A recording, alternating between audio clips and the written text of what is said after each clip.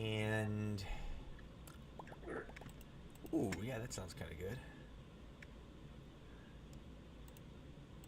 Ooh, yeah. Cool.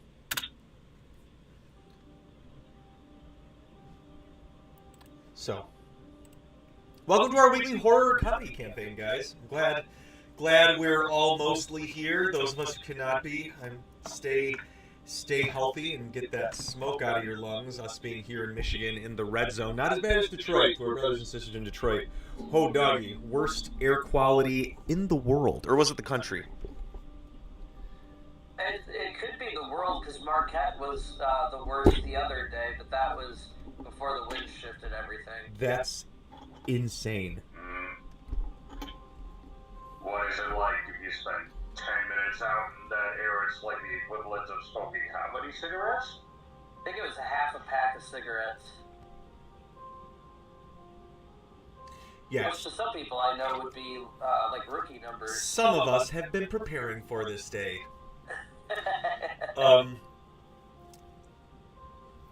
But yeah, we're in our final book of the campaign, and I was looking at the way things play out. We're hitting the ground running on this one. There's not much build up. We kind of have a goal as opposed to the other ones. It's more of a mystery. There's still some bullshit that is yet to be fully answered, but our group has discerned their agreed upon destination is Tomoyen, the purportedly now real mythological city. So I guess that makes it legendary, not mythological. You still sound a little far away, FYI. Does this sound any better?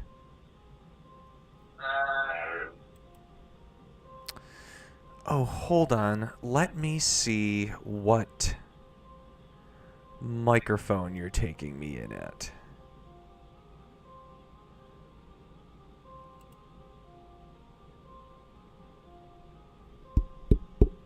Oh, it's because it's not the Yeti in front of me. It's the other Yeti. Fuck. How's that? Better. Yeah. Okay, so anyway.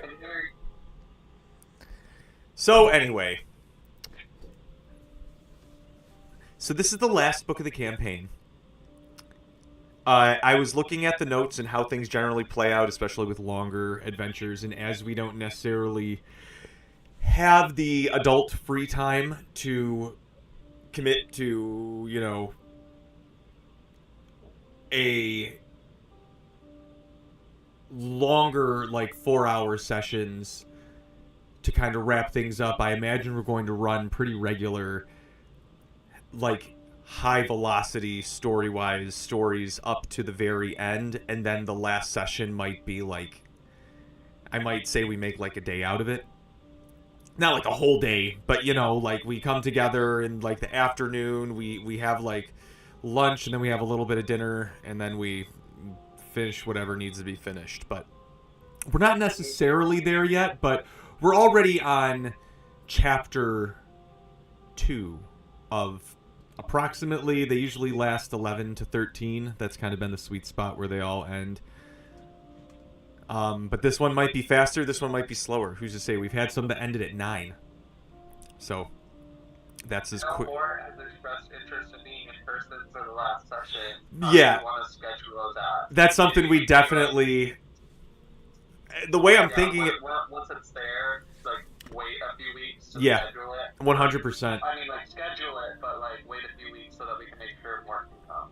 That's what I'm thinking, Kenna, is it's something that we'd, like, set time aside for. We'd make a thing of it. Because, in a way, we're kind of, putting this... Oh, shit. Hold on. In a way, we're putting this, iteration of the Runeverse to rest. For whatever this new one is that we kind of build together with the next campaign. A lot of it will be similar, but you'll see how with this system I want us to try out, it'll be easier for us to flesh things out as a group more, which I think is part of the fun of it. But yeah, it's going to be something that we're going to get to it, and then we'll make a day of it, and we'll maybe do like a resolution.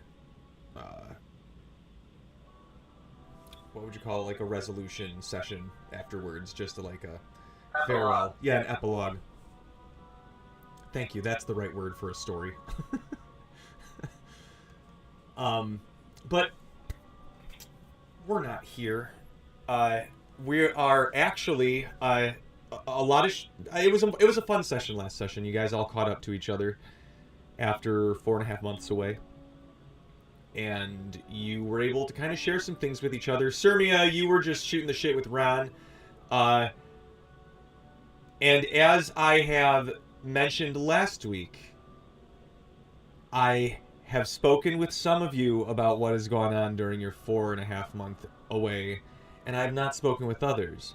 Those of you who do have things that might be different, as I mentioned last week, and everybody kind of sneakily like food into their hands, was things that are apparent about whatever may have changed, feel free to share, but things that may present themselves more narratively, feel free to lean more into that, to where you don't have to necessarily share everything that's happening. Maybe we could each give a little blurb about what happened. Yeah, please share everybody other than me talk for a minute. I would love that. And listen to me yap for fucking ever. For 3 goddamn years. For some of you, almost a decade and a half. Fuck. Mike laughs from corner. Well, I guess I'll start off this whole thing, because you were all here to see my children. My lovely little knights and knights that bring a room up wherever they go and smiles wherever they may be.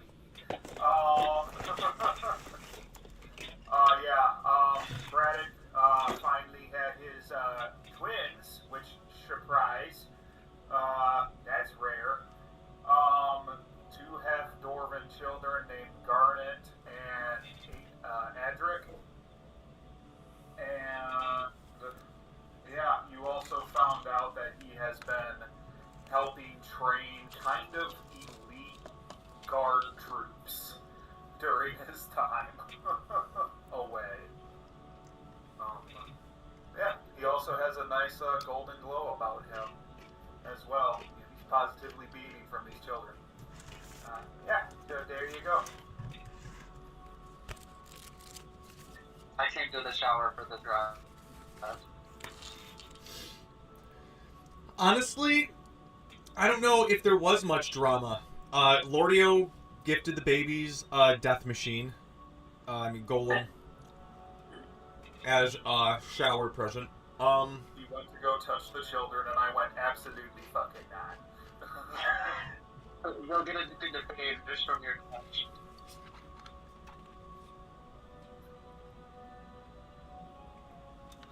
Okay, so for my time skip, I was very proactive, very nervous, I don't want to die, I don't want the universe or the multiverse to end. So, I pulled Lordio aside and asked him if he wanted to do a fun little science project with me. Always! And, yes, and we for the first month, we traveled around and gathered materials to build incubation chambers. And for anyone who is consenting, I have made a clone of you. Oh.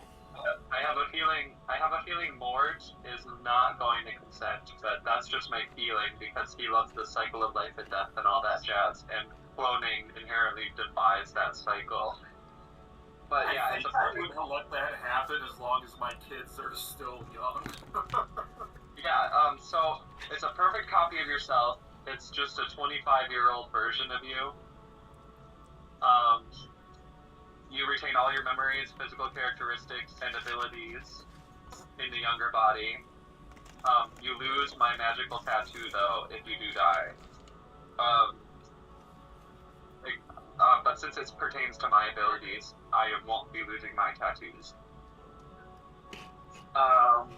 And then for the 3 months after that, I went on a world tour with Matea, and then we ended the world tour in my homeland, and we had like a commitment ceremony.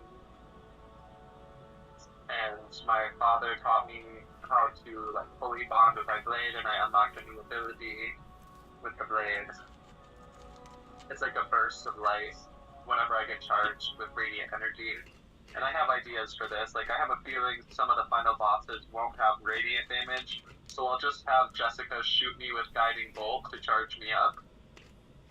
Hello, Mortimer. I hardly recognize her. He's strong and sexy now. Yeah, he is. Okay, yeah, we're saying what happened over our time skip so everybody knows. Okay. Like, whatever you talked to DJ about. Just to chime in super fast, I can probably do you one better because I have Eldritch Blast and I can use radiant damage, so I can do only 1d10 instead of a guiding bolt. Oh, okay, yeah.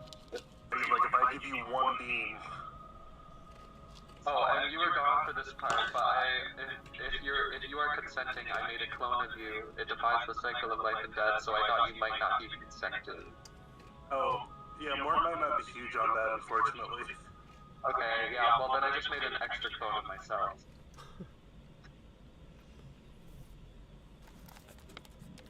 No, my life. It's not. Okay. Okay. Say hi to me first. What up, girl? Say hi, buddy. Hello. Hello. Hi, everybody. Yes, they're all on the tablet.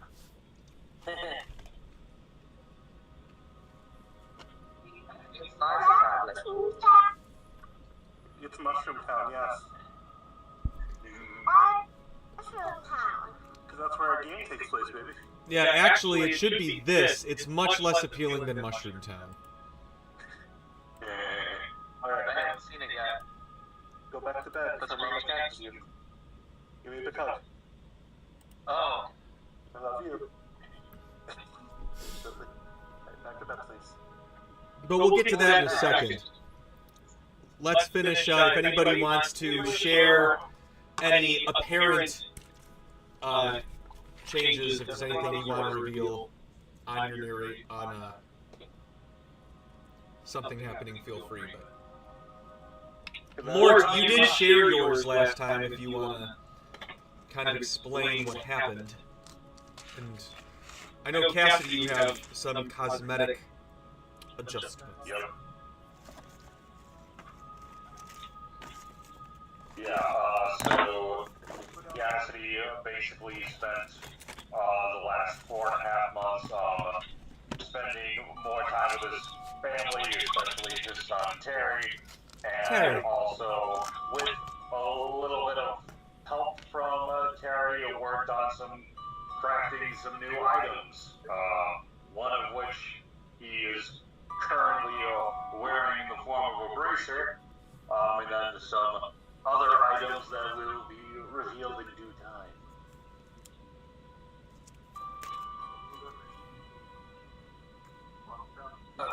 Ryan and Mari took a cruise. They always wanted to sail around the world, even though Mari's a water dragon. That's hilarious. But this time, he got to be on the boat instead of having to fly. I want a boat. He's also got a passion for gambling now, which isn't great, but we're working on it. As long as she's not gambling lives, I think we're good. I don't mind gambling. I think we could have some fun. What are you doing after this?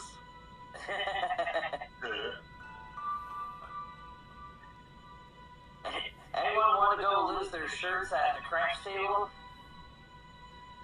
Well, I'm not losing my shirt.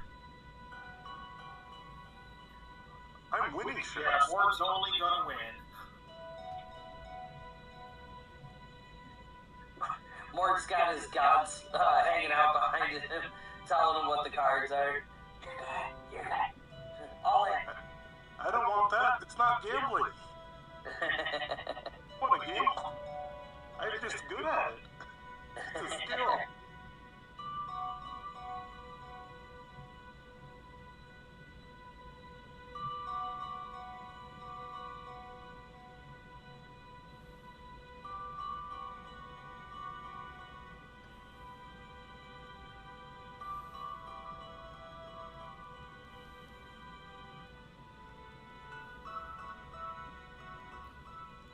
Let me see. Mort, why don't you share kind of how you tipped off the evening last session? How I kicked off the evening last session. Oh, yes. Tipped off as it ended or tipped off as it started? Oh, you did.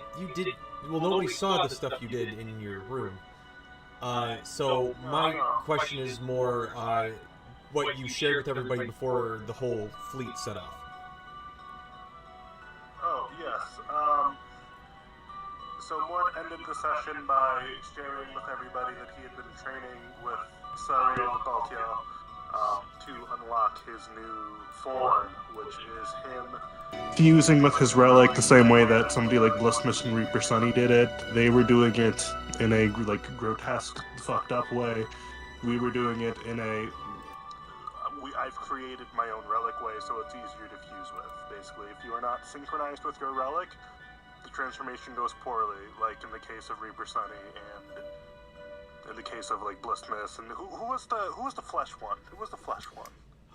That was originally Undertree, who came back as the super crippled, like almost just human worm mush inside that skeleton that you guys defeated underneath the Bonvillain place. And then we just saw in a villain cutscene that it looks like they sent a little bit of a covert team into the grotto under there and carved out the brain from his body, which is still being used as part of the Heartforge battery down there. And we saw that now a Grailmore clone is the new avatar of flesh. I do not like the phrase avatar of flesh. I know, I chose a gross term on purpose. It worked. I remember you bought resin teeth for this. I did. Oh, I did. Yeah. I want to buy more and make it worse. Don't ask me why.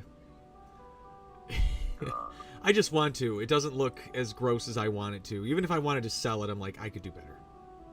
You know? I could do better. I could make it, like, ugh. I could really make people go, why would I buy this? And then they spend, like, $150 on something that I did for gross out at my table. I mean, I'm putting the time in for it. I'm not saying that I overcharge anything. Yeah, beyond that, Mort... Yes, Nora?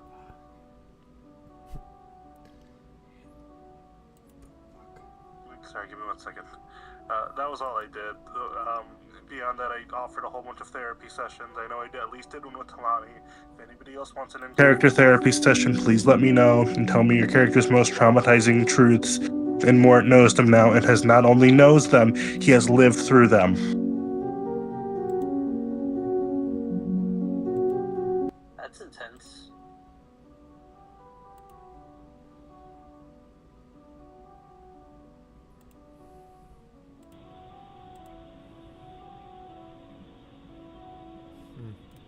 Alright, just picking up the music ambiently then. Well, whatever.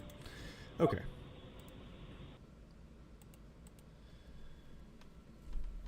And you shared your form, I think, before we left. Did we cover that? Yes, no, maybe so. Yeah, he did. Okay, sorry. He showed us his form and sent a drawing of what his new form looked like on the Discord. For sure. Yes, it's in the Arts channel. It now has color.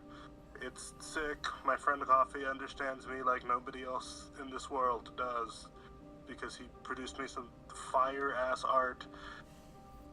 I don't think anyone else here plays Final Fantasy XIV, but just so you guys know, the piece that made it click is when I described it as like a boss from Final Fantasy XIV. He was like, oh, I understand the assignment now, and produced this in like 6 hours. Nice. Alright. So, sorry for us to take all that up with so much recap, but we're all kind of here now. We got Sirmia caught up.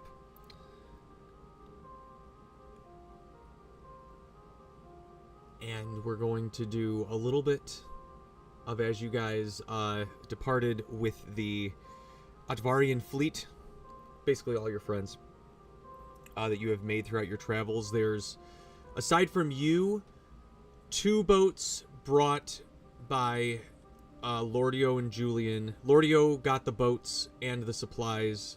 Julian got all of the adventurers that you guys have adventured with. And Vipka has a 3rd boat sent by the Ironhearts with a troop of Ironheart soldiers and various. Basically, we filled it with NPCs. Characters that you have sent things out for is you have reached out to Grailmore's Order. You have not heard from them yet. As you guys have left, you also had not heard from Vipka, so she showed up right as you guys are about to pull out. You know, it's hard to travel in these weird, trying times. You can't leave house unguarded, as it were. Why not? What's gonna happen? Is it gonna die? Oh. Oh, wait. Everything's going to die if you guys don't take care of this. So come with us. It doesn't matter if your house dies, if all of it dies. They're also, you know, they can't just take these people into certain death. You know, if there's a chance that you guys will succeed, someone needs to take care of that place so that it isn't gone when they come back. I guess. I mean, you know, hey, early Mort would understand. Parent Mort has a lot of faith. Look upon my visage. You think we will fail? I have 8 abs now. Mort does a peck dance. He's bringing the sexy back. Yeah. Ginny hates it when I do that. But there is it is, I think I have something like 40 names written down, but I mean across 4 very large ships. You guys already have like 11 people living on the boat. So the other ships can accommodate, you know, NPC, crew, AB, whatever. That being said, I want to talk to you. Somebody please remind me at the end of the session kind of what my idea is for as we progress into the horrors of the deep fog. But other than that, the group has set out. Their last stop that they're going to make is what's known as sort of the last point of civilization before you head into what is considered largely unmapped of the sort of inner ring of the fog. I know I'd called it something else in the Discord, but the name of this is Bleak Gate. It is the last kind of city or town, village point where people live. There's a town smith, there's a trade, there's a little bit of people stopping in and out of here for people who are crazy enough to go into the deeper parts of the Lubra. But it is here where you guys are going to kind of gather any last supplies, things that you might need. There's supposedly some shipments waiting for you that Lordio and Julian both had set up for you guys in terms of important, you know, fresh water, blessed water, water that's already purified so that it won't go bad, because things that don't have proper, like, protection from them just spoil quicker within the fog. There's a lot of things that are sort of prepped here that keep it as a viable place. A lot of adventurers who come back from the fog set up here just so they can kind of go in and out. Because deeper in are the ruins of the ancient human and elf civilizations pre-sundering. So do we know exactly what they're doing in Tomoyan? Before this whole excursion, and really even to this excursion, you don't even know if it's a real city or what it is. You just know that Veld says that he went there. He says that he spoke to people there. He says it's a city of undead. You don't know if it's still there. You don't know anything about it other than his claims, and that before his books, that's the only eyewitness thing, quote unquote eyewitness, that you have found, firsthand account, that isn't like a fairy tale book or something to scare kids at night, like campfire stories. And just to clarify, with the Heartforge, were they trying to enact the Requiem at the Heartforge and we just stalled them by destroying it? Correct. It was more or less, you are not sure if you 100% stopped them, but you definitely kneecapped them. But Mort postured that if there's one place they might try this again, the only place they have left would be Tomoyen. And so everybody was like, yeah, it's worth the gamble to see if it's there. And that's why you guys all went off. And I think John mentioned it in the recap. Magra has been spotted kind of slightly ahead of you guys, but on the same route that you were planning to take, which they conjecture means it's drawn to concentrations of artifacts from Veld's line. So you assume it means that they are also following the same route that you guys are. That also means they're dealing with whatever bullshit you guys are dealing with as well. This isn't... Anybody who goes this far into the fog is going to have to deal with some bullshit regardless of what level you are. What's the One Piece thing called? The Grand Line? Yeah. It's like the worst version of the Grand Line. I think you're thinking of the Calm Belt, maybe, the, bad part. Yeah. Oh, yeah.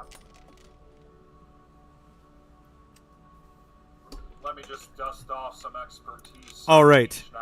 I'm gonna let you guys talk. It's 7:57. I gotta go get Dylan. Okay. I will be right back. Mort, maybe I think my mic wasn't working when I said this, but I expressed interest in doing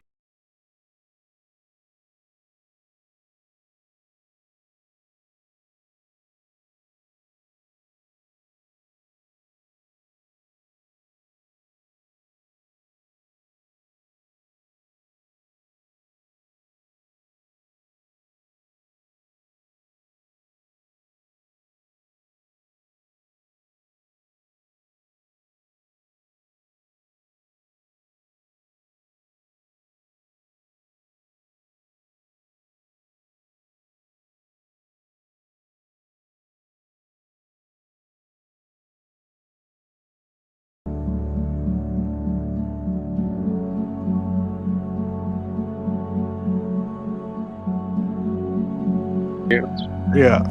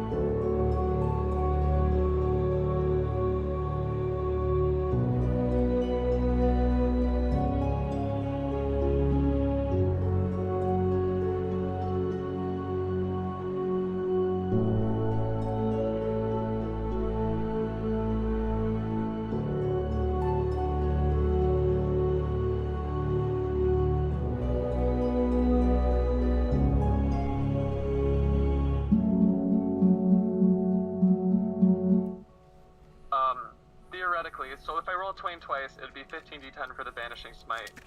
And a regular smite can go up to 5d8, so it would be 15d8s as well. Doubled. Plus.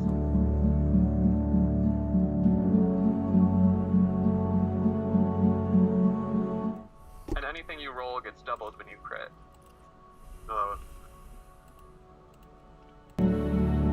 So you better have really high HP bosses, is all I'm saying.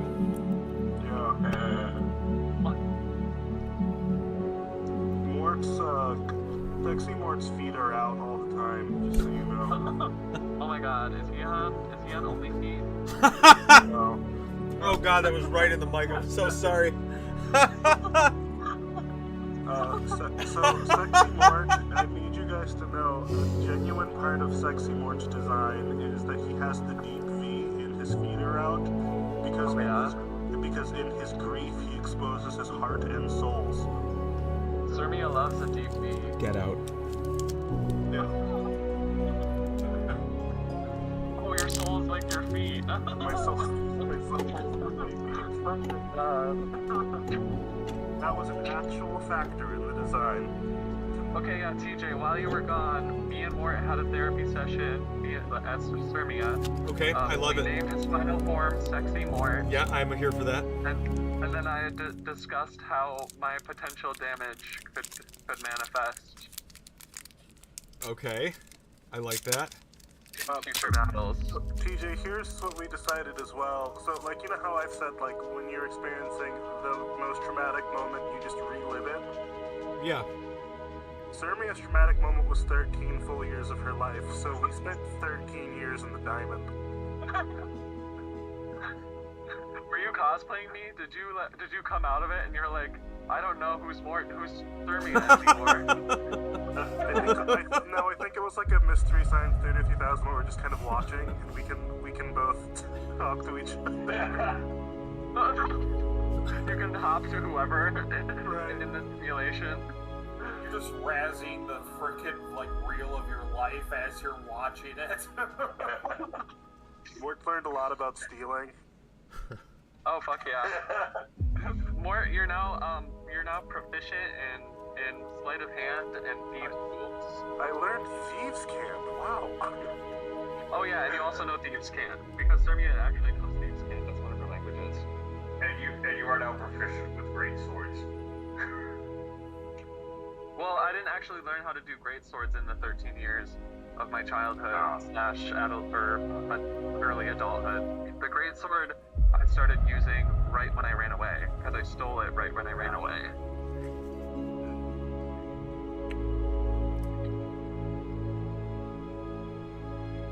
So we're here at Bleak Gate. Where's Bleak Gate? It is the last city before you reach the inner, like the center of the fog. Before things get too dangerous for there to even have cities that exist. Could you like take a picture of your map with you pointing at it? Yeah, I can do that for you.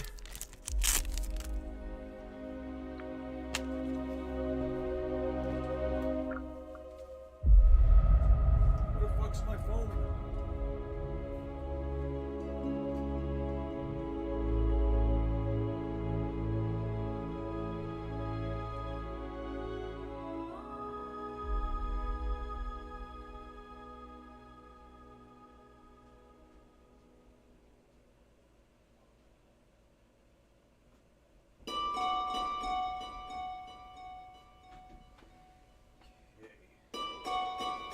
Ooh, that was a spooky music tone.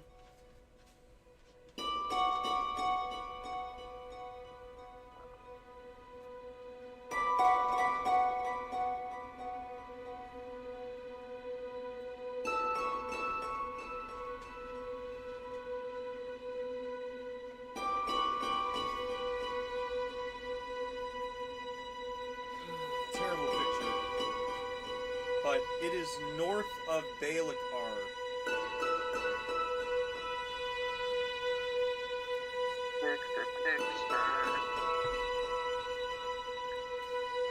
Oh, look at that finger.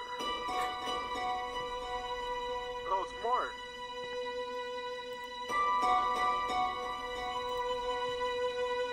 it's south of Alikar. North. Or no, north of Alikar. Yeah, that red thing. Hold on. There's two red things. Yeah, the one farther north is the Burning Reef. Oh, okay. The place I destroyed. Well, more like a minor part of the island system. I wouldn't put it on full catastrophe level. It could have been. Honestly, I'd argue you avoided a catastrophe.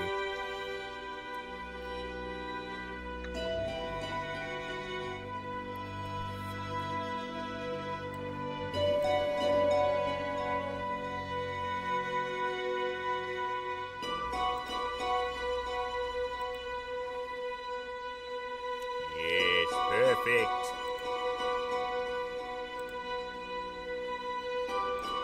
Okay. So Bleak Gate.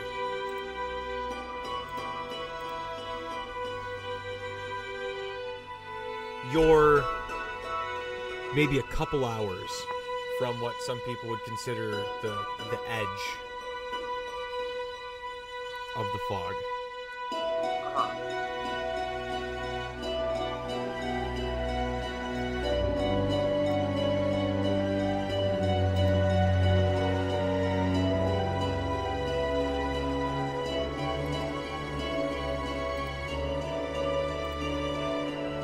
And you weren't expecting it to be much, but as you guys pull into Bleak Gate,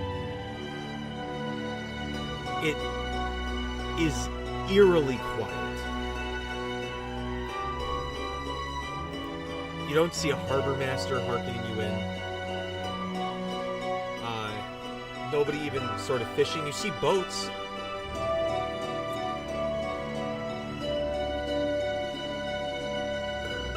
And that's kind of it. The sounds of the swamp, prevalent. So remember that giant mechanical bird that we got, like that scouting bird? Oh, Julian's bird? Ozymandias? Yeah. Mm-hmm. It's used to the Yeah. boat. No. I thought we fused that shit to the boat. No. Julian has a little like a mechanical Familiar? companion. Yeah, like a familiar through a class option.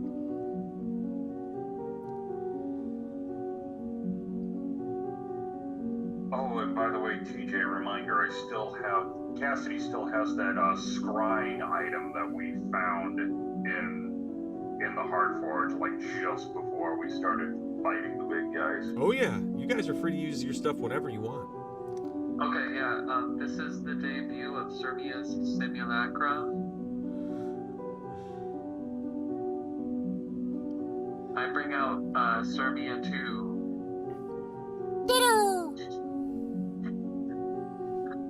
Yeah, she does not speak any languages, so she just makes various Sermia sounding grunts.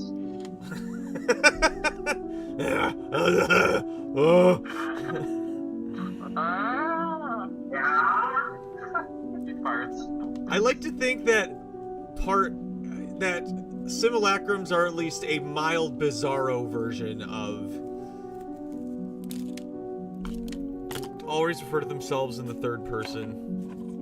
I'm imagining Legend of Zelda NPC. Oh! Okay, Sermia 2, I'm gonna teach you how to smoke your first cigarette as I cast Hero's Feast for everyone. I think it's just Sermia as a Muppet. Is it just Sermia as a Muppet? Yeah. Okay. Sermia tries to stick it up her nose, or Sermia 2. Ah! Dice. Come on. She does. Sticks it up her nose. Oh yeah. 2d10. And It's 10 plus 10 to your max HP. Thank you. You said a plus 10? Yeah.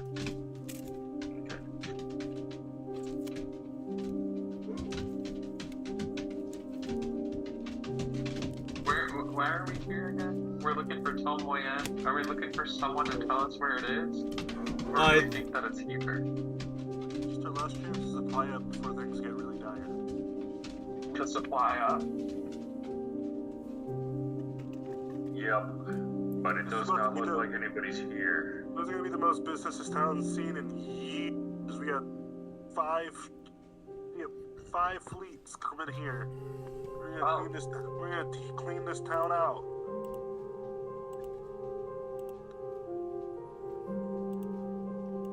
I hate to say this, but I don't have any money. I spent it all on making clones of everyone and myself. This is true. I'm flat broke. First time So for that just everything. means you only have like 20,000 gold, I would assume? No, I literally spent all of my money. So that means you only have like 5,000 gold. Nope, I have 0 gold. What? Not following. Okay. Obviously, I have a huge dowry waiting for me at home, and a huge inheritance. I inherit a whole fleet of islands, an archipelago, if you will. But currently, my liquid cash is 0.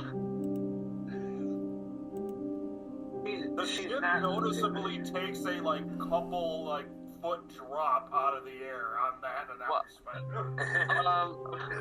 Excuse me for doing something selfless for once. only 20% selfish. I'm sorry, it's just a little surprising. Did you donate Appreciated, it? but surprising. No. I just paid people market value for materials to build crystal incubation chambers. You didn't haggle for the chambers? Well, I didn't have time. I wanted to go on a really long and beautiful vacation with my partner. Yeah, I And it was respect that. long, That's it fair. was You're long right. and beautiful and very kinky, and we had a great fun. Uh-oh. So, as you say that, the an NPC interjects. It's Chrysitha. She comes in, she goes, Chrysitha. Talani has decided to, at least on this first leg, take Mono with her on the Ironheart vessel to spend time with her sister. Oh shit. Are they gonna... Nothing like They're that. married now. They're gonna make a family? Oh, I mean, maybe. Her and Mono have eloped a couple months ago. Or a month or two ago, from what we know. I too have made babies. Look at my babies. I open up my magnificent mansion and show everybody fully incubated versions of themselves. Look, twins! I point at myself and there's 2 of me. Yes, the offspring, says Lordio. Sir me up 4 minutes before revealing all of her clones. Sorry for doing something selfless. To be fair, she qualified selfish. mostly. Yeah, it was 20% selfish. I can't do math. It might be 40%, but don't at me. Okay. Oh yeah, that's so good. That's so good. Okay. As you guys pull up to the dock,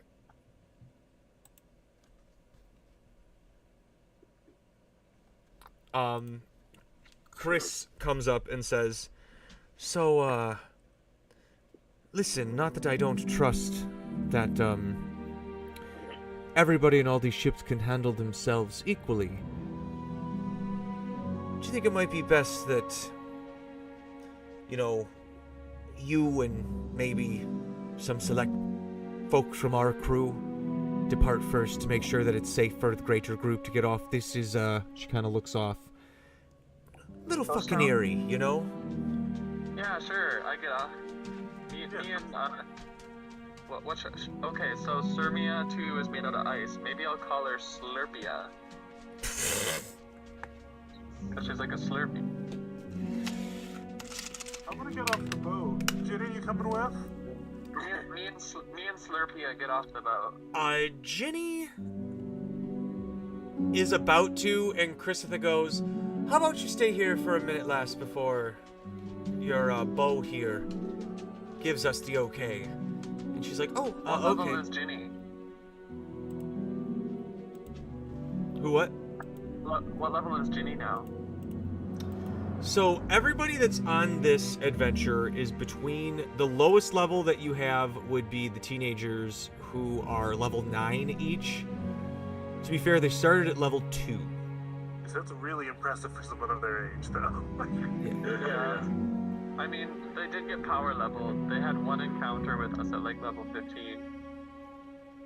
Yep. It's easier to level up when you're a novice. CC is one level below you guys.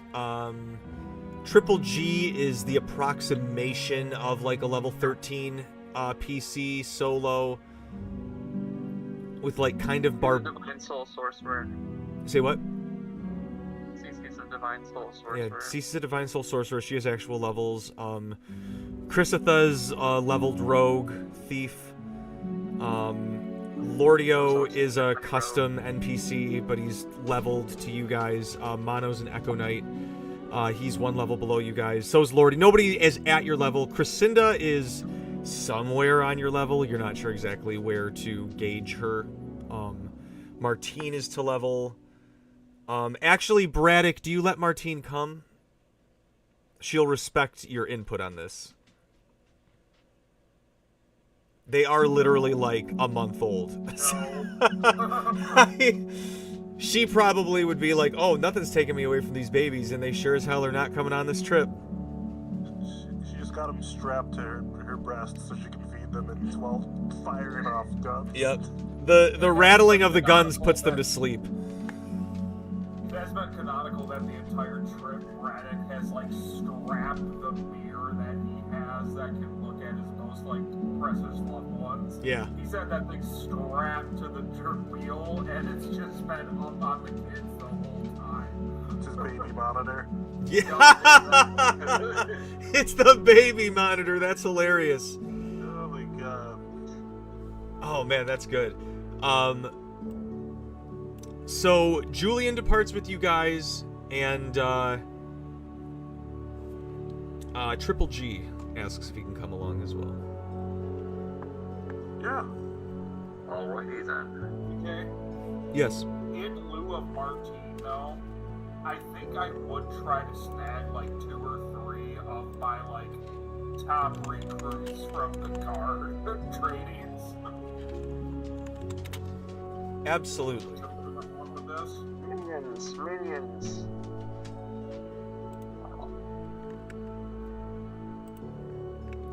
So I'm going to actually drop Triple G's stat block that I've been using in characters for you guys.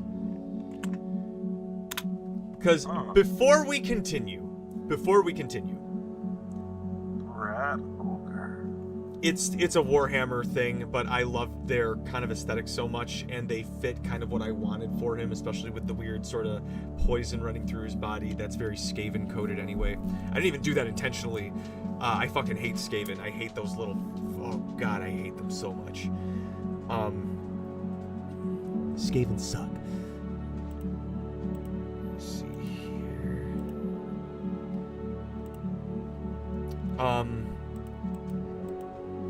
But I'm dropping that in there because what will start to happen from this forward is we're going to have a little more access to NPCs, and I'll expound on that, like I said, later. But for now, you have Triple G and Julian accompanying you out on this. Krista sends word to all of the other ships that you guys are going to scout out first. Everyone else is fine, and they kind of stay slightly out in what you would call the harbor, quote unquote, whatever would constitute as a harbor here.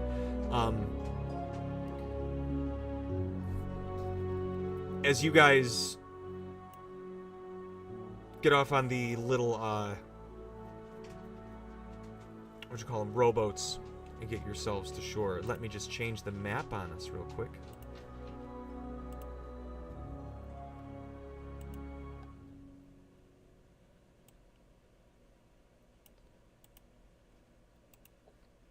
You guys notice that it is... Let me see here. Kind of not snowy. Sorry. There's a little bit of the mist in the air. But you also... Oh, God. Oh, no. All the tabs are working against me. How did I let this happen? Who could have foreseen this? Oh,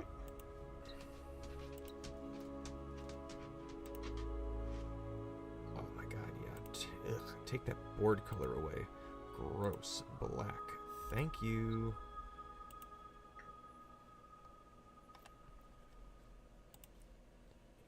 All right.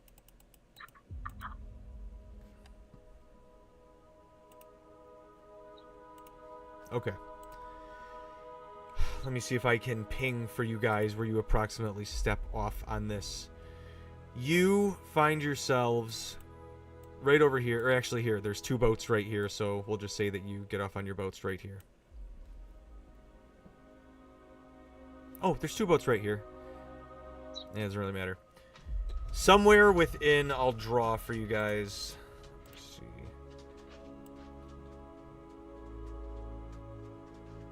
This area, you may place your character tokens as you have now set foot into Bleakgate. Okay, I just walk as far in as I can. Absolutely. With Slurpia. Can I make a perception check to see if anybody is like eyeballing us or anybody is watching us? Sure. X-ray vision to see if anyone's hiding. Also switching in between that and invisible vision. Creeper vision. Invisivision! Nat 20. Okay, well, fine, Braddock. You see a number of things, good sir. As you guys are looking around, it's one of those, like, it's quiet. Too quiet. Thank you, music. As everyone's looking around, you guys notice, again, yeah, it's not just empty, it's almost like abandoned. And then as you guys are kind of looking around, some hellos, some looking around, kind of poking. Maybe Sirmia seeing if any coin has fallen on the ground. Braddock, you're looking around, and this is like... Sure. People have to up and leave islands in the Lubra all the time, but Bleakgate? Like, this is... There's a reason this is a bastion. This place is... almost stays in spite of the fog, just to kind of prove that people can be like, yeah, well, fuck you, whatever it can throw at you. Like, this place is a shining example of versatility, and so this is weird. Looking around, you notice some things. While there is a mist, you have noticed that the air here is a little bit colder than you were maybe expecting. Maybe it's the fog, maybe the closer you get into the Lubra heart, who's to say. But there is collected snow and frost within the corners of places where the wind and heat can't always reach. Especially with the fog keeping a lot of the sunlight out. But you notice scuffled footprints And the more that you look, you can notice what first looks like dirt or spatters of blood and droplets. At various places, you notice that what may have been the point where whatever the violence was started is on the docks, and that a lot of the tide has likely washed away any evidence that you may have found. However, you are able just to discern with the perception that up here towards the top of the map is where it seems that the scene continued. You do also note, and it might just be the hair on the back of your neck, but you get the minor sense that you are being watched. Hard to say from where without drawing too much attention to yourself.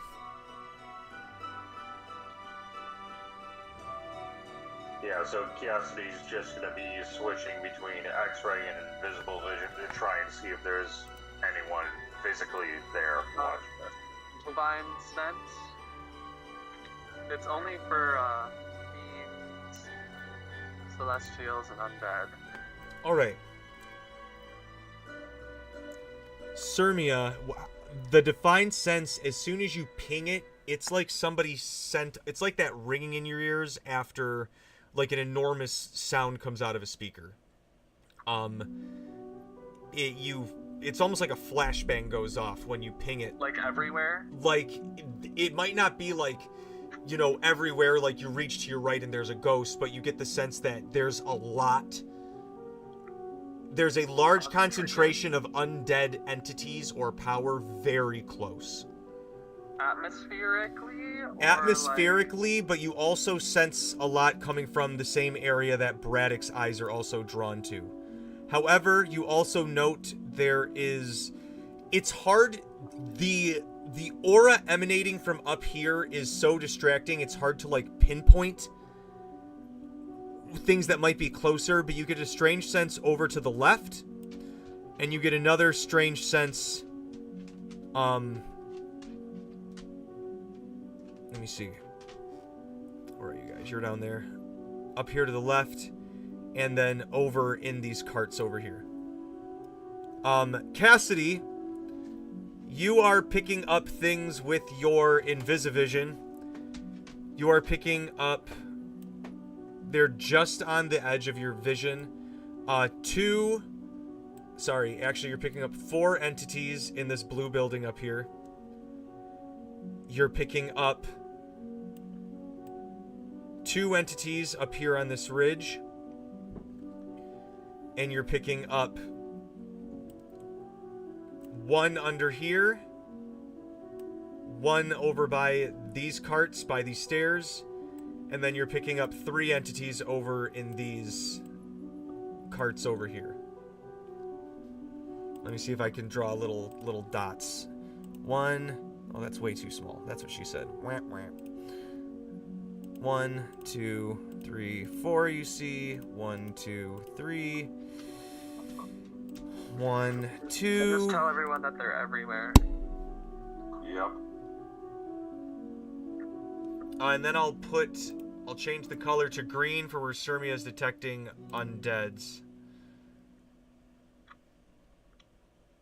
Oh, I guess I'll draw. So Pick a location. Cassidy is going to transform his shard of creation into his device that's giving him all of those multiple vision modes, and he's gonna give it to Braddock so that he will be able to see where the invisible creatures are. Pick a direction, you'll find something evil. Alright. Doesn't matter which way you go. So, the green is where Sirmia is detecting the undead energies.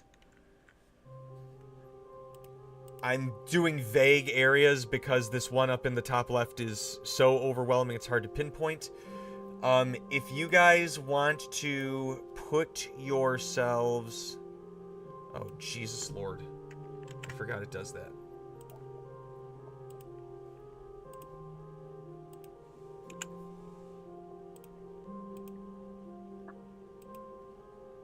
I don't have Roll20 opened, but I'll put myself on the other side of those.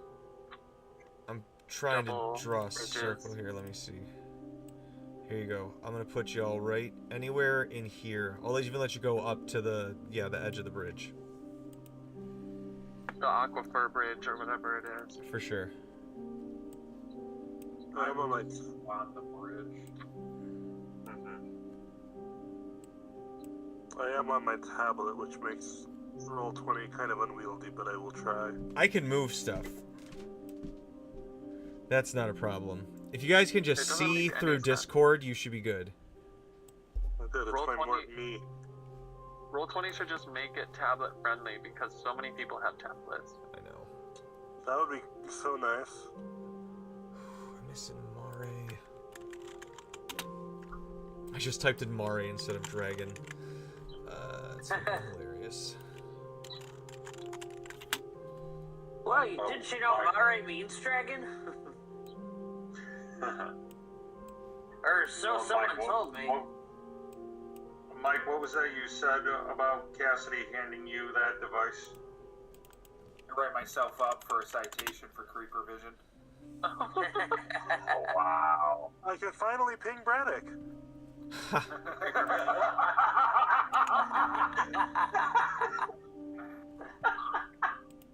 Braddock's never done a crime.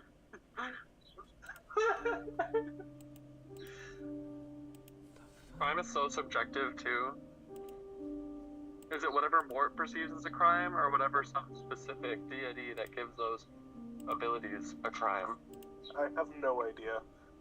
It's been very vague.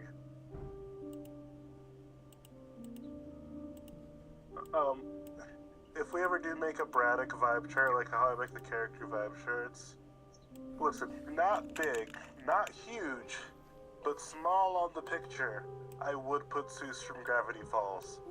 Because in my head, I can hear Braddock saying, I am the perfect boy. Horrible, perfect boy. Okay, so what would you guys? Oh, hold on.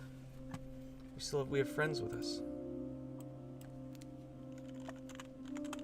You got Julian and Triple G. And Slurpia.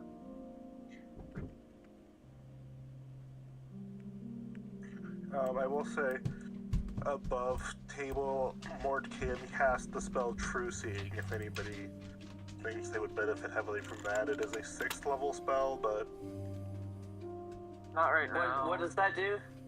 It's just true sight. yeah, you'll see What's all True the Sight? stuff. You see everything. Yeah, you see through illusions. You have like advantage on things. I'm I actually mean, gonna everyone's It's the spell that makes puzzles not matter.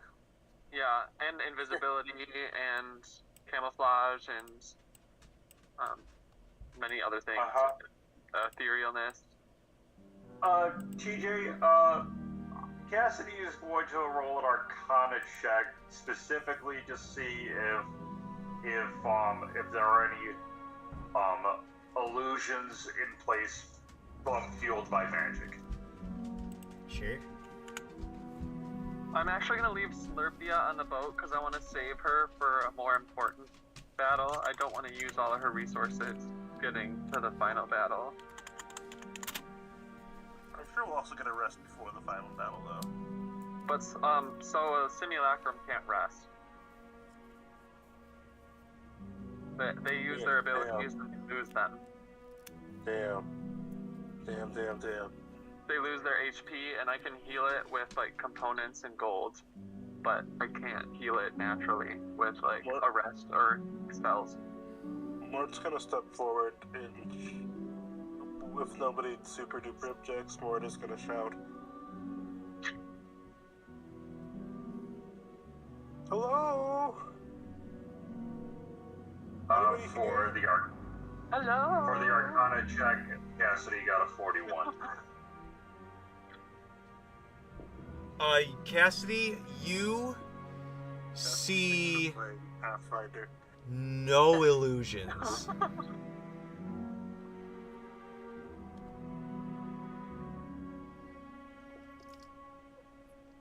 Everything is just fucking spooky.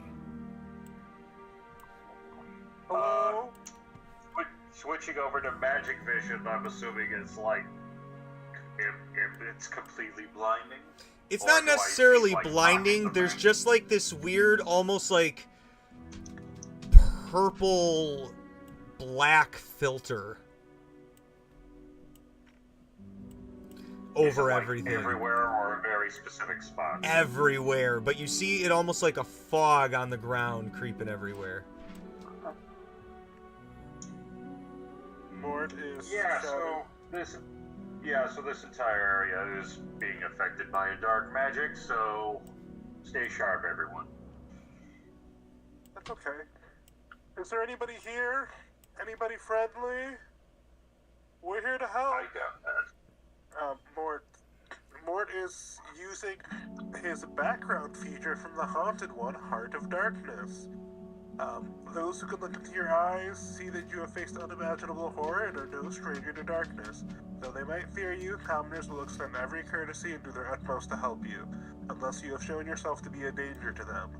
So in this case, I'm trying to see if anybody is alive. I'm trying to goad them out so we can talk to them. Sure.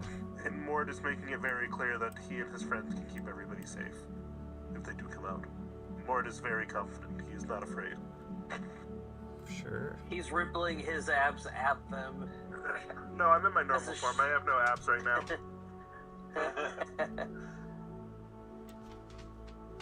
So I'm trying to make sure I have everything I need here.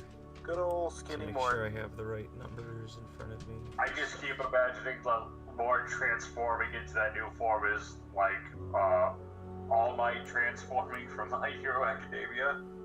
Pretty close, yes. A very apt comparison, honestly. Is just skinny, scruggly little man into giant buff. Fear not, citizens!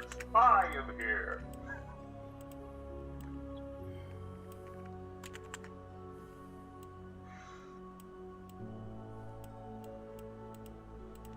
Oh yeah. Oh yeah. It's all coming together. Truly. Oh, true.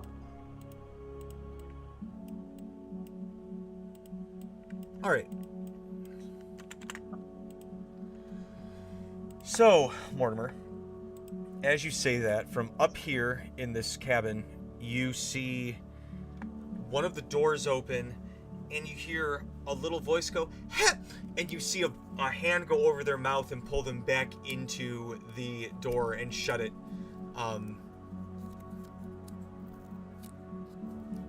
And then you hear some clattering from over here. Where did I hear the voice come from? The voice came from up here. You could go, there's some stairs over here that you can climb up, and there's a door that leads you into this little house over here. Mort's making his way over there. Probably not quite that fast. If anybody follows him, you're free to. Yeah, Cassidy's gonna follow him. All right, you guys can make it I'll go up there too. right to about here. Very well. Here? Okay. You can go up to the house. I don't need to be a little bitch about this. Ron will go up as well. What's in the house? Mare, rip the roof off. So, go ahead. Mort's just gonna knock on the door again, say, I know you're trying to keep the kiddo secret, but I heard you pretty clearly in there. We're friends. We're here. We're just traveling through, passing through, which I know is probably not something you get a lot here, but we're good folks, and we're very, very strong, and we will keep you safe as long as you don't try to hurt us back. There's a second of silence, and then you hear a voice, say, "You have to go. It's not safe here." I'm safe. We're plenty safe. You might You'll not be know, safe with me. Huh. you might not know who we are, but I bet in the next week or so you probably will. No, they can hear you. They've probably already heard you. It's not safe. We're not safe. Trust. I'm safe. Sure. So do I see the divisible figures in the house? Are you... Yes. Are you... Yep, I'm with them. Okay. Oh my Yeah, god. Mari just Okay. has his So, finger under mine. Yep. Mare, or Ron, if Mare's down at the water still with everybody else. I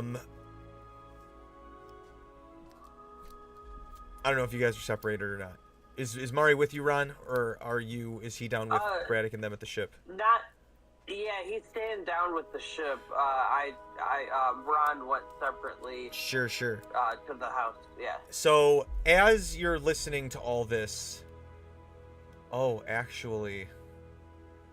And while I'm thinking about it, Ron's gonna make sure his ghost shroud is up, so any undead fuck you. can't see him at the moment. Okay. So, that's what makes this so funny, Ron. Is you're standing there completely, like, oblivious, listening, and you watch a zombie lurch right over you and bite right down into Mort's arm with the nat 20. Oh my god. I think I can make it a not nat 20. I don't know if I have to be aware of the attack. Let me look at my wording on that. I think you just have to...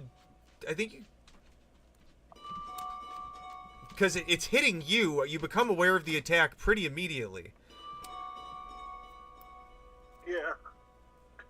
Let me see.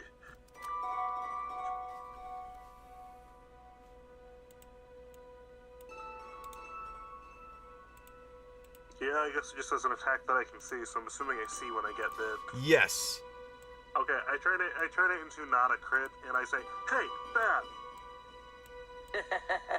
All right. It deals 12 piercing damage, and I need you to roll me a Constitution saving throw, Mort.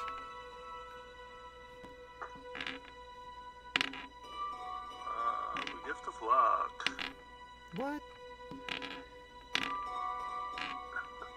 One better.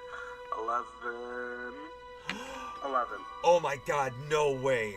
Hold on.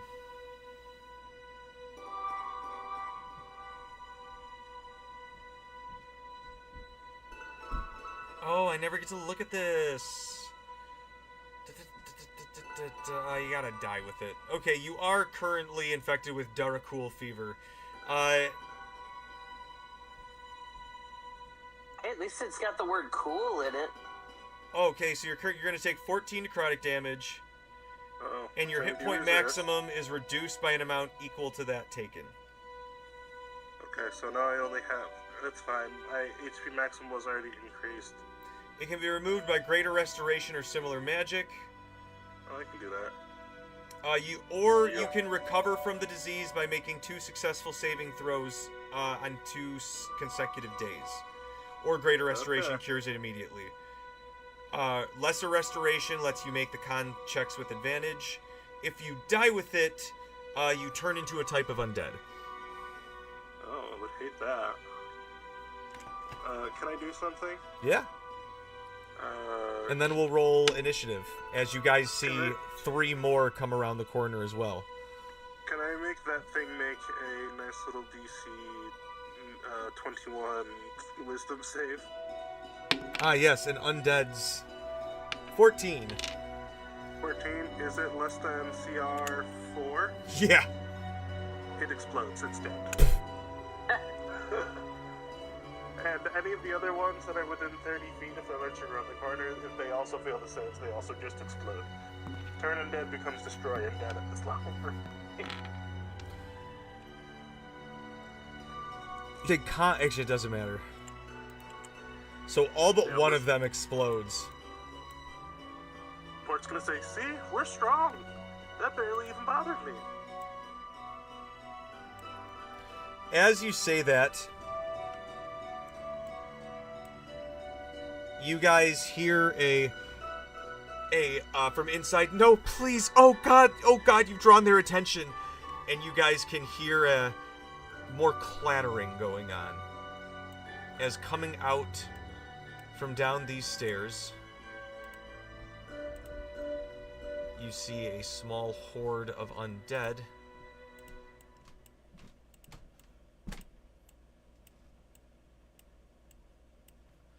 And then from over here, you see marching out a larger horde of undead.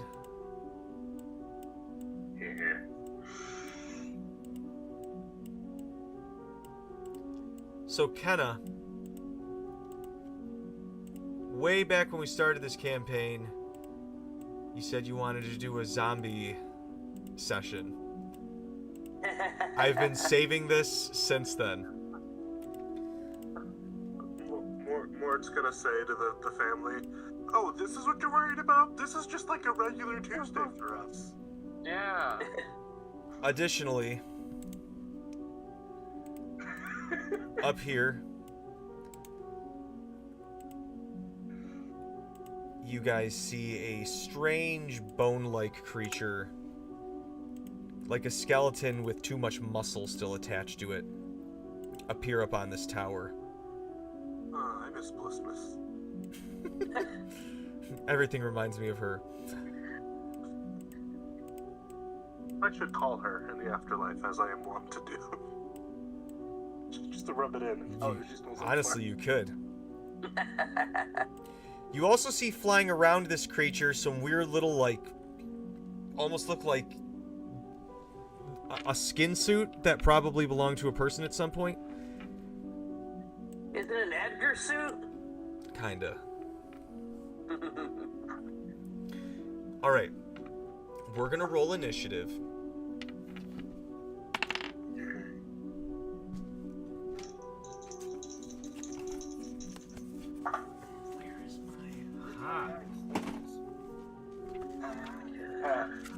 Cassidy got a natural 20. I rolled dual 11s for a 15. Ron got a 10. That's with +6, by the way, or +4, by the way.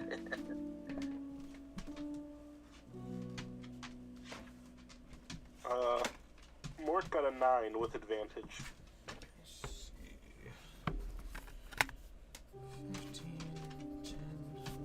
I'm still loading. Shard keeps resetting for some reason.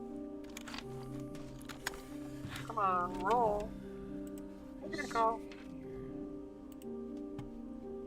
Advantage. I got a 17. 17. There we go. 17, nice, Sermia. Brad got the 15, Ron got the 10, Mort got a 9. Not bad.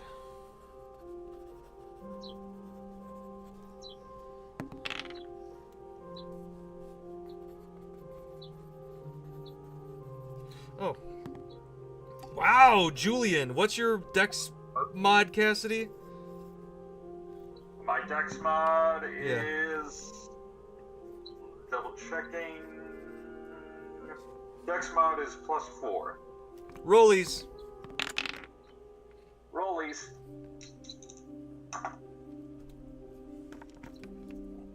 Are we just doing a flat dice? Yeah. 8. Alright, it'll go Julian, then you. Okay. Okay. So, seeing all this, Julian is going to pull out his gun.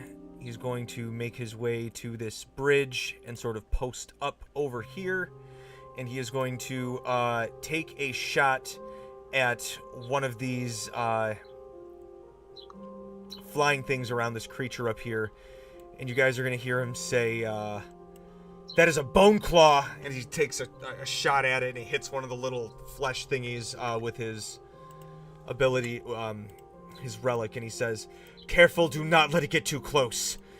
As it kind of looks down and focuses at Mare and Braddock and Triple G down here. He is then going to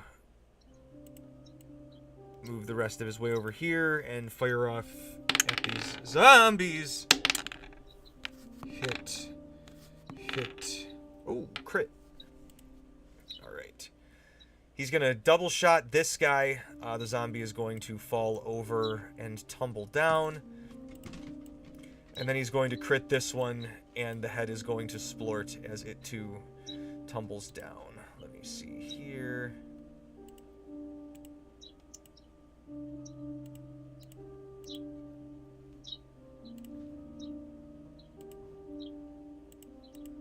Okay. That's all Julian can do. Cassidy, it's your turn. Okay. Trying to... Well, first off, Cassidy is going to move to here. And then I'm trying to figure out... Oh, nice. Trying to figure out the most I can do. I think you're kind of... That's probably your best. I think you get one more with that setup than if you ticked it one up the other way, it looks like. Now, this guy right here will attack of opportunity you if you walk past him.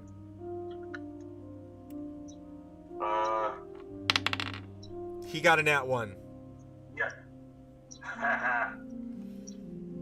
Okay, so Cassidy is going to move up there, and then he's going to flex his hand that his new gauntlet is on, and then seemingly out of nowhere, you guys see a shield just like unfold and appear almost instantaneously.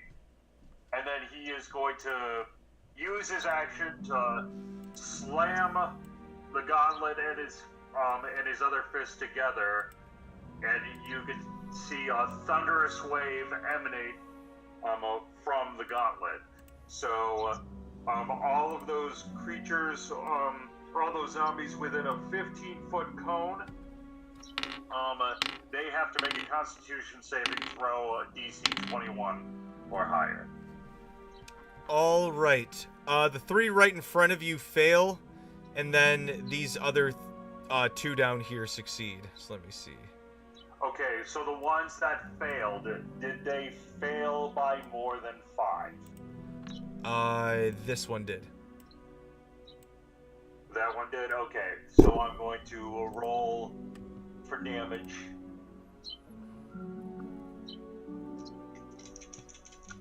They take 3d6 thunder, so...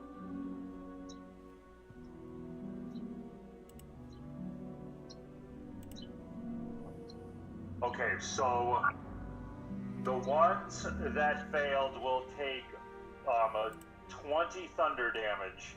The ones that succeeded will take half of that, so 10.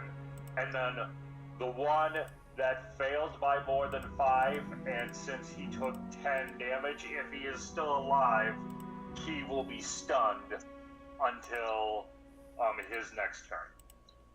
Until the end of his next turn. All right. So are they still the ones that took the damage? Are they? How much was it?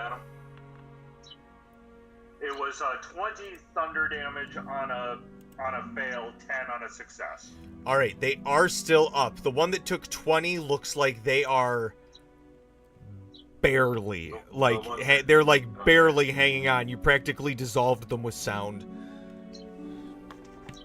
Okay, so there were 3 of them that took the 20. One of them is stunned because of how much they failed by. So The one that's right in front of me, he's going to just use his bonus action to make an offhand gauntlet attack. And that will be... That's going to be a bastard 20 to hit. Nice. That hits.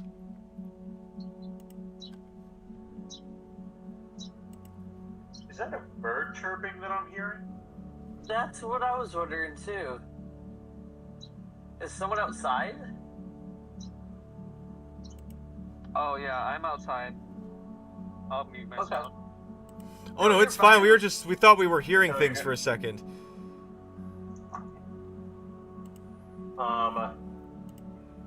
That is going to be 20 points of force damage to that one guy right in front. Alright, let me see here. This guy right here? Yep. His head bursts and the body... Oh, I'm on the... There we go, I was on the wrong thing.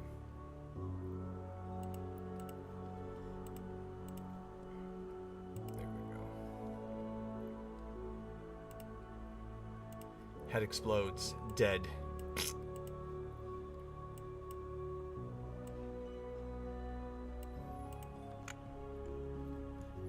Is that your turn, Cassidy? That is Cassidy's turn. Awesome. Okay, next up we have, the Bone Claw. Bone Claw is ready.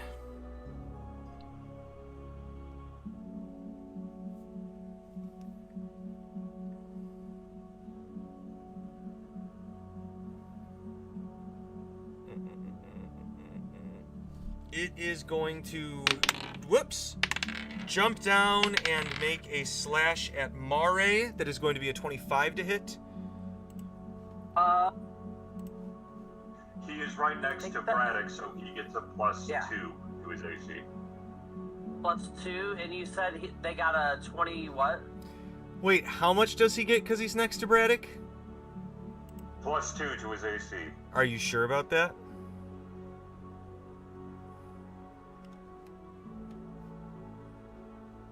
Pretty sure at this point it's going to go up to a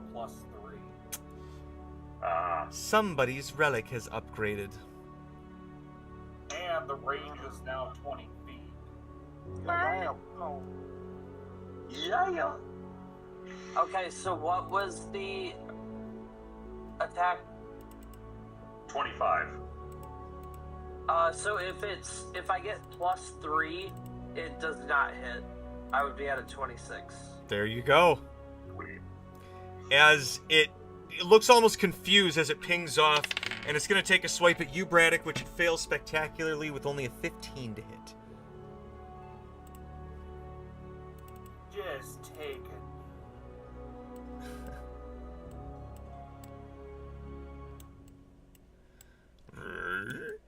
All right. Let me see here.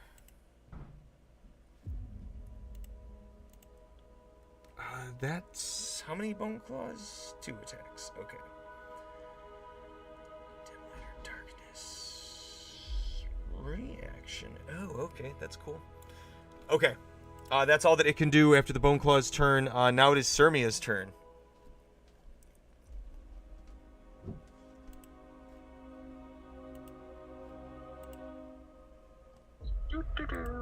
Okay, zoom. I am up there, and the bone claw is down there. Correct. I guess I'll join the fray. I will... Did they just attack a bunch? Yes, they went, they tried to attack, Mare once, but it just barely missed him. And then it, went to attack Braddock, and it missed him. Do those mage-looking ones actually cast spells? Or is it just flavor? It's more flavor from what you can tell, at least right now. Okay. 5, 10, 15, 20, 25, 30. I will... Am I there? You said you wanted to get into this fray over here. Yeah. Yeah, you could get, like, in it. I was going to, yeah, I'll go there if I can go there. Where were you thinking? And yeah, I want to go there. Okay. Destructive wave. I choose only bad enemies or bad guys because I can choose who gets hit by it. Sure you can. Constitution saving throw. I can choose thunder or radiant. I choose radiant. Or wait, yeah, it's gonna be force and radiant. And my DC is 22. And I will roll the damage while you roll the saves.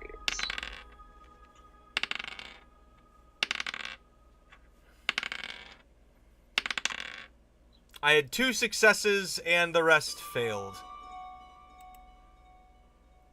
Sam. Alright. Reroll those 4.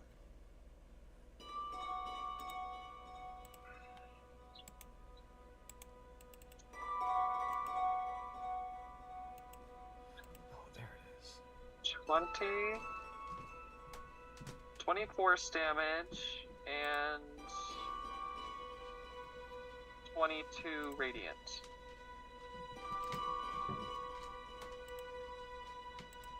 Okay. All for the price of a 5th level spell. Well, shit. And how far out does that emanate from you? 30-foot radius.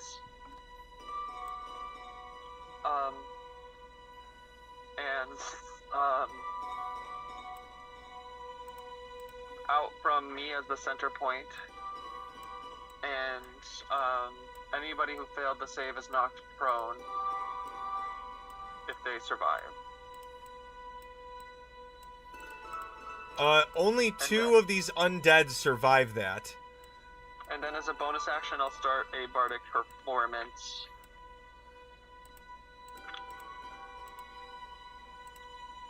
Dancing with the sword. Dancing. Dancing! I start doing a Fortnite dance.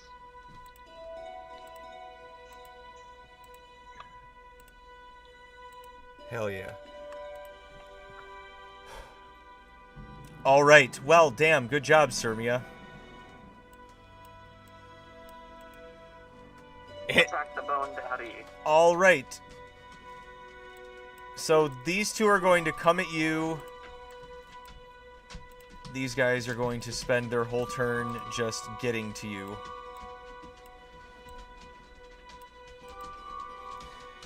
And let me see. What's your AC, Sirmia? Against Fiend, Fae, Undead, Aberrations, Celestials, it's 21. Alright, I only hit you once. You'll take 5 piercing damage, and I need you to roll me a con save. No problem.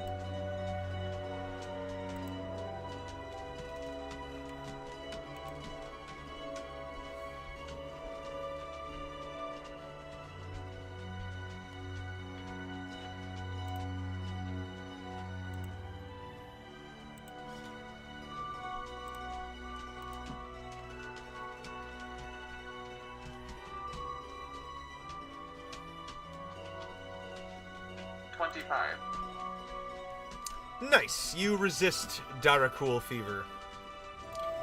And that's all it for the zombies. Now on to Braddock, and then Ranamari, and then Mort, and then Triple G. Okay. Well, there's a thing next to me. Correct. Which I'm not a big fan of. So I'm gonna get big. That will be a bonus action. And then I'm gonna smack it 4 times.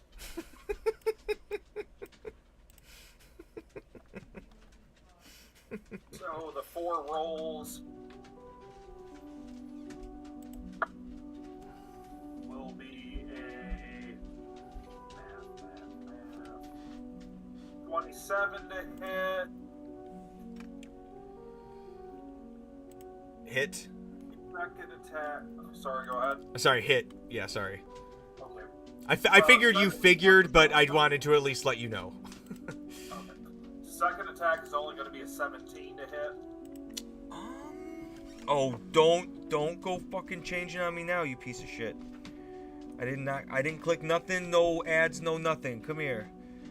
God, I like fat thumbed one of those pop-up phone ads. Let me see. Actually, 17 just hits. Okay. Third attack will be a Braddock crit. Nice. And fourth attack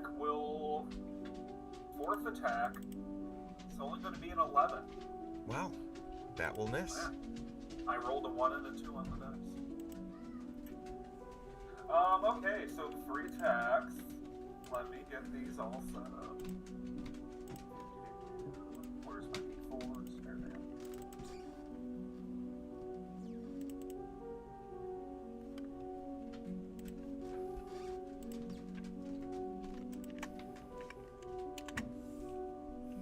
First attack is going to be 39 damage. Nice.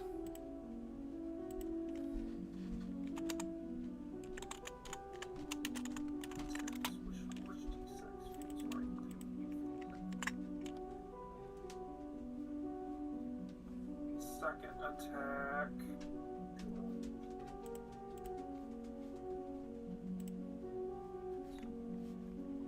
Second attack will be 38 damage. Nice. And third attack.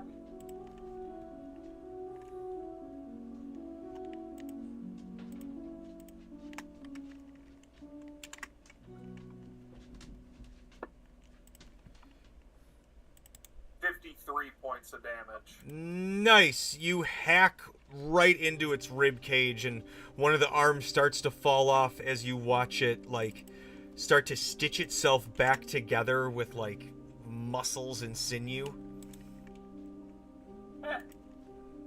That's not great. I don't like that. That will end my turn. Okay.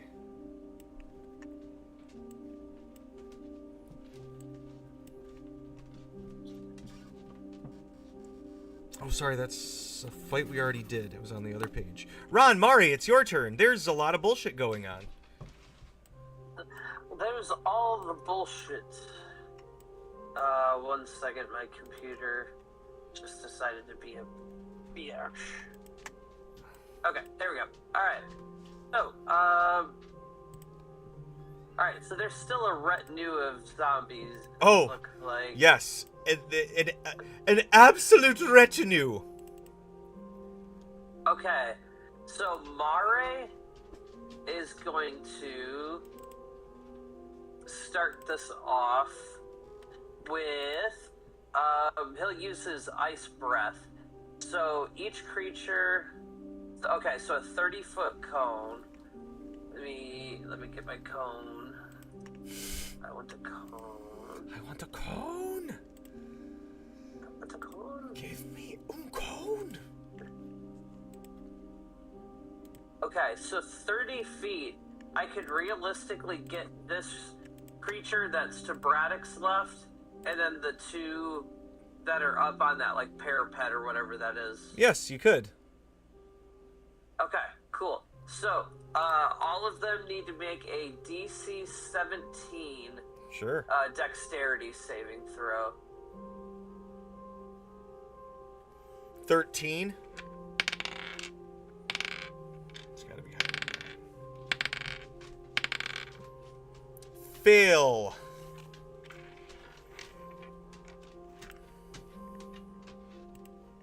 All of them failed? All of them. Okay. Alright, so that is going to be, what was it, 5d10? Oops.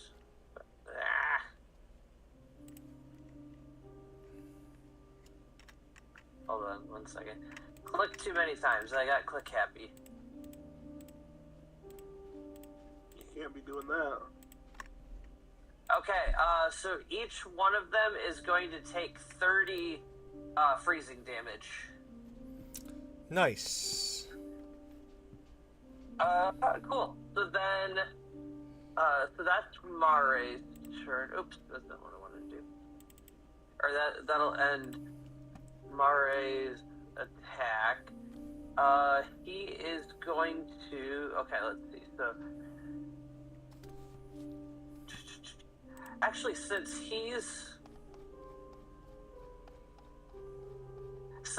raised up a little bit because he's on like this house board or whatever, he's gonna shoot at the 1, 2, 3, 4, 5. Okay. Yep. So he'll shoot at the 5 that are in. Hold on. So he's going after this bunch right here. That's behind the Sirmia. lion. You got it. Okay, cool. So the first, let's see here. Okay, last time I was there, I remember I got like additional points to my attacks and my damage. Was that, I can't remember, was that permanent or was that a temporary boost? I thought it was for like it the was next just temporary. 24 hours, if I'm not mistaken. Okay, that's fine. I just wanted to make sure. Okay, so this will be. Oh, this is plus 14 now. So if I take. Okay, so I'll do the sharpshooter and do plus 9 to all damage, or plus 9 to the attack. So the first one is going to be a. Okay, so wait, hold on. 11 plus 14 is a 20. Oh, okay, I got it. So that's going to be a dirty 20. That hits. Okay. I'll do the first 2 shots at the same person, and then all the other ones will be at each or the rest of the individual zombies. Okay, so the next one is going to be a 17 to hit. That hits. Okay. The third is going to be a 12 to hit. That hits. For the zombies, that actually just misses. Okay. Another dirty 20. And then the last one is going to be a 22 to hit. Alright, so it's all those but the 11 hit. Okay, perfect. So, for the first attack on the first zombie, that is going to be 23 points of piercing damage. Okay. And then the second attack on the same zombie will be 21 points of damage. Okay. Okay. So the first zombie that you hit, actually, you get him, thunk him right in the head. Out. I like it. Okay. So now this is gonna go to the second zombie. This will be my. Oh, actually, that's the one that missed. So that one, I'll go for the second zombie, and that one misses. This next one is going to be for the third zombie. That's going to be 20 points of piercing damage. And then the final one is going to be 23 points of damage. Nice, Ron. As you dismantle all but one of the zombie horde. Yes. Okay, Mort, it's your turn. There's one right here, and there's one right here left, and then there's the guys dealing with Braddock and them over here. And then Triple G. I'm thinking those guys probably have it covered. I am going to turn to the family and just say, you guys are in good hands. Just stay safe, okay? And you hear a half second of silence, and then, okay. Mort's gonna head over that direction. And cast one of his magical spells on the sinewy one. A magical spell indeed. Let me see. How close am I to that thing? It's 30, it's 40 feet away from me. Okay.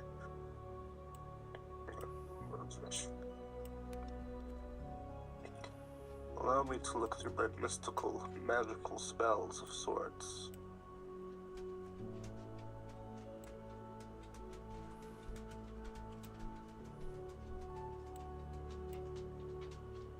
Honestly, we're gonna keep it light, we're gonna keep it breezy. Let's do a first level guiding bolt at it. Nice. Never goes wrong. What the heck is my to hit? Where am I? That's pretty high now. Pretty high. Give me 1 second.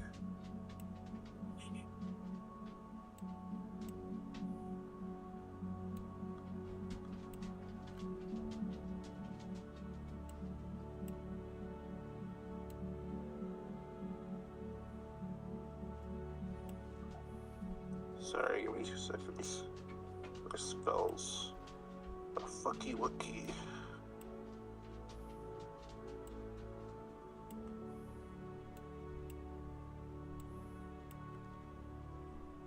Okay, plus 11 to hit.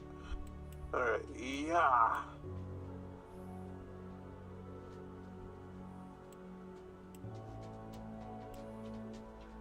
I didn't roll. Yeah!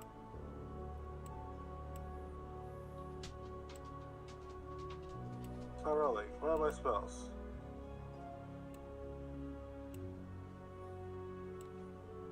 It's just a ranged spell attack, isn't it? Yep, I know. It's trying to make it roll, but it's not rolling. That is an 18 to hit. That hits. It's 46 plus 5 for me. Oh.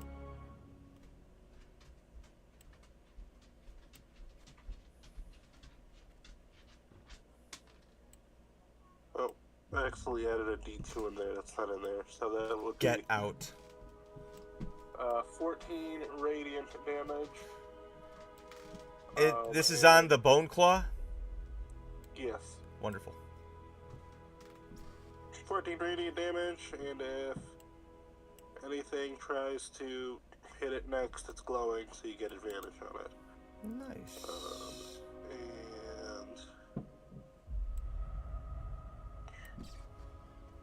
everybody's favorite, Toll the Dead, DC 21 Wisdom. Fail. Great, that is 1, 2, 3, 4 D12 plus 5 damage. 32 damage. Nice. My cantrips do more than my first level spells. Considerably. That's hilarious. And that's my turn. Cool. Great job, Mort. That's As D&D. this thing is looking pretty effed up at this point. After you guys have unleashed on it, Triple G is going to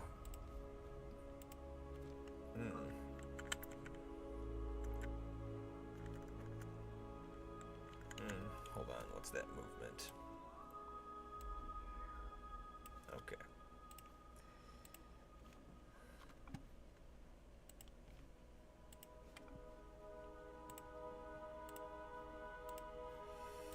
Okay. Fuck. Did I click on the wrong one? No. Alright, Triple G is going to come over here so we can get advantage with Mare.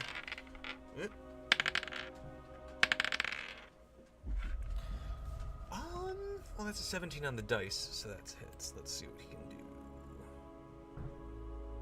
He's going to claw. 15 slashing damage.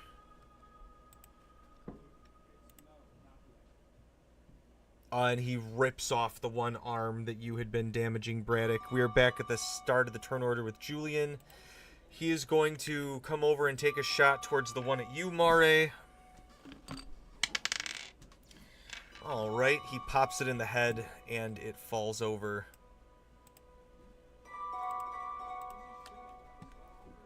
And then he is going to post up next to you, Mort, so you guys can be back-to-back and not be flanked. And he's going to take some pot shots, missing one, but hitting with the second one on this guy. Taking out what little was left over after Sirmia's big boom. All right, we're at Cassidy. Alrighty, so the enemies that we have left are all down here? Correct. I'm assuming? Yes. Okay. Let's see.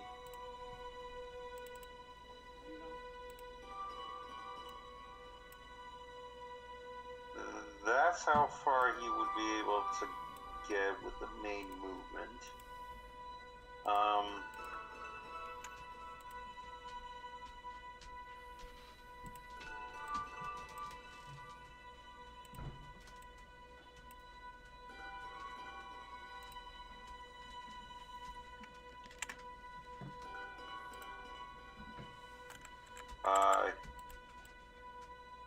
He's going to use his main action for the dash actions so that he can move more.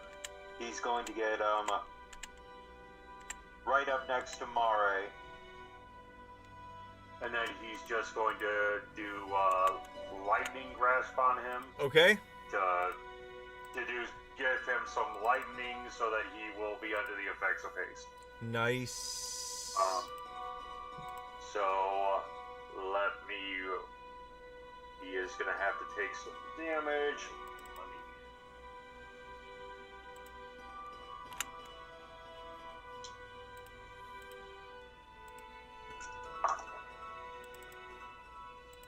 Okay, so Mare is going to take 13 points of lightning damage, but he will now be under the effects of haste.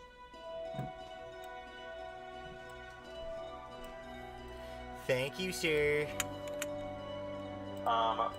Actually, he could probably just move. If he used the dash action, he would have a movement of 100 feet, but he's just going to get, like, right next to the bone guy so that he would be within flanking position. Okay. Alright, and that will be Cassidy's turn.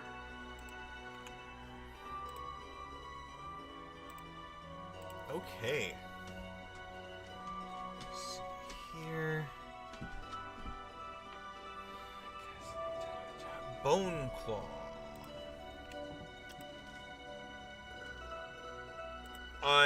With his kind of final few... Oh.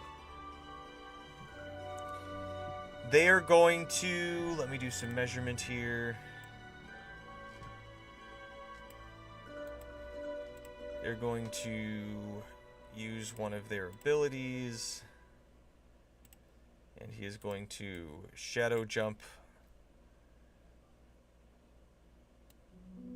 and try to start to escape.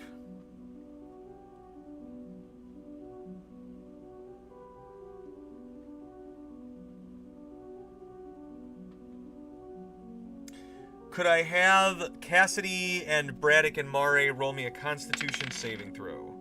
Triple G got a nat 20. Just Mare, not Run? Yes. Okay. And it was Constitution? Yes, please. 24. 13.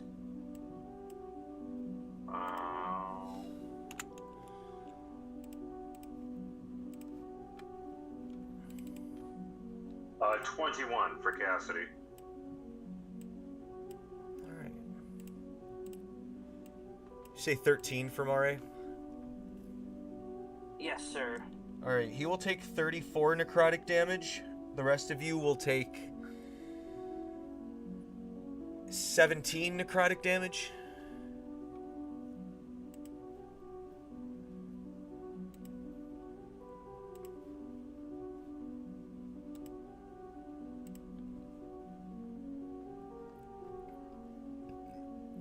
And that's all it can do on its turn. We are at Sirmia.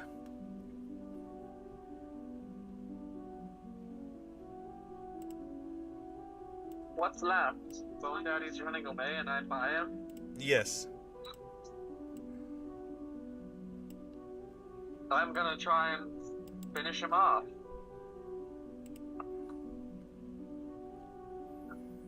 I go for a slicey slice.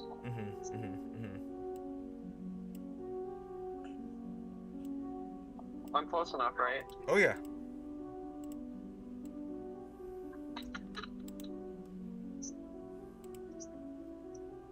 I have a big chance to hit. Nat 20. Nice.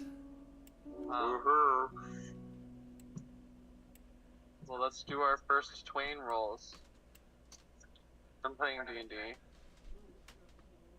Okay, Obsession twice. Twain.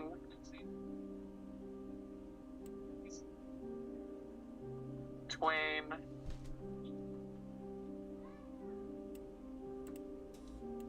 No Twain. So I got 2 Twains.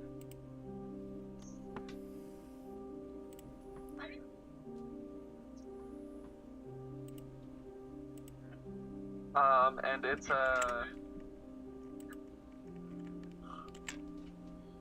fiend or an undead. It is an undead. That's insane.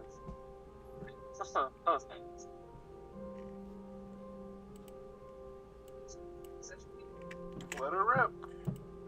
100 damage. Half of it is radiant. Yes.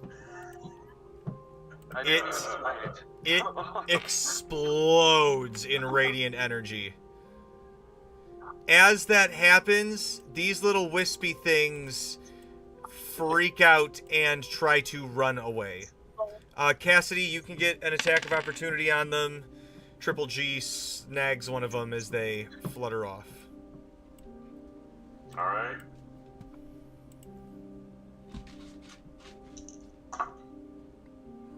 Uh, 19 on the die, which is a Cassidy crit. Nice.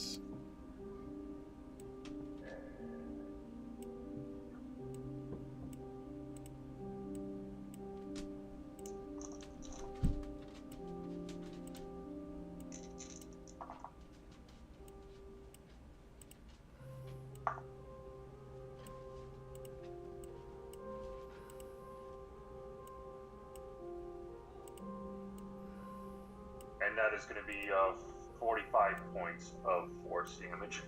All right, they look severely crippled after that hit.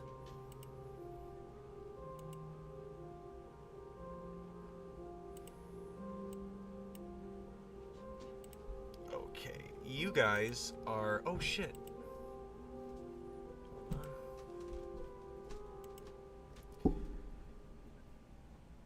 You guys are out of combat. After a few moments, the door kind of opens up and you see an absolutely bedraggled little kid open up the door. And she looks up at you and goes, "Are they gone?" Mort yells, "Yeah, we told you were in good hands, right?" The kid kind of looks around, just absolutely surprised, and they're like, "Oh my gosh, they're right, they're gone!" And there you can see 3 other heads kind of poke out, and they're like, "What?" And just astounded, looking around. That seems kind of weird for the mist, right? Normally it doesn't get that bad. Oh yeah, this is strange. Like this should be a town. Like, this should be people just sort of hanging out in here.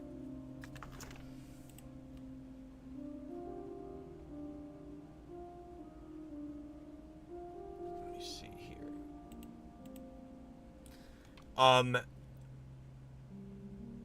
The little girl is going to look at you all and say, "Are you gonna get rid of the the bad lady? Sure thing. And she kind of Who's looks that? towards the town square. And as she says that, you guys hear a light singing on the air.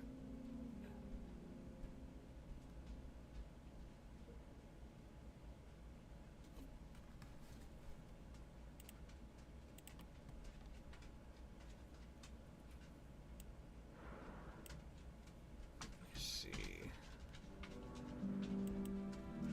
The little girl looks, she says, all of this started when she came. We're all that's left.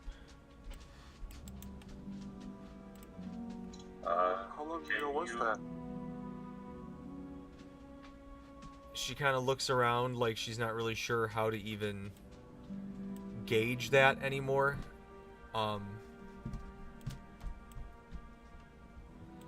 And says, last week maybe?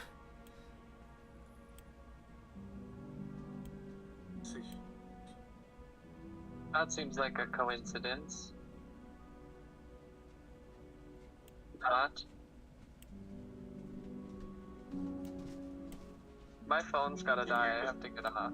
It's fine. We were gonna end here. Okay. Farewell. See you next week. Bye. Thank you Bye. for showing me your trauma. Yeah. No, that's actually.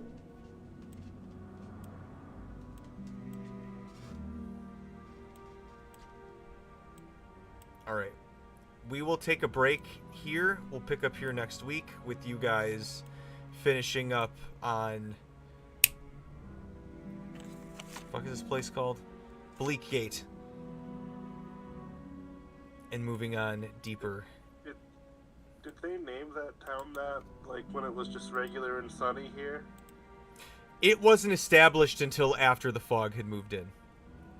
That's... It would be really funny if they just called their town that anyway. Right, like... Just... Just to keep people away. Right. Yeah, this is my town, Shitsville. Yeah. Alright. Have a good night, everybody. Good night. I like that, Shitsville. Shitsville Grand Junction. Stupid bit. Watch, it's gonna show up in the next campaign now. Oh my god, yeah. It's just a utopian town.